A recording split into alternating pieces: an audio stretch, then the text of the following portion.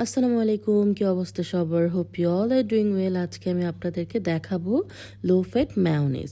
তো এখানে আমি প্রথমে 2টা সেদ্ধ ডিম দিয়ে দিলাম এবং আমি 3 টেবিল চামচ দিয়ে দিব পাউডার মিল্ক, আর হাফ টেবিল চামচ দিয়ে দিব আমি ব্রাউন সুগার, আর 1 পিঞ্চ আমি পিঙ্ক সল্ট দিয়েছি, আর আমি সামান্য একটু গোলমরিচ দিয়েছি, আর দিয়েছি মাস্টার্ড পেস্ট অল্প একটু।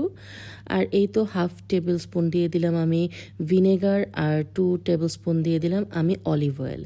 2টা লেবুর স্লাইস আমি এখানে ভালো করে এখন চেপে রসটা বের করে নিব।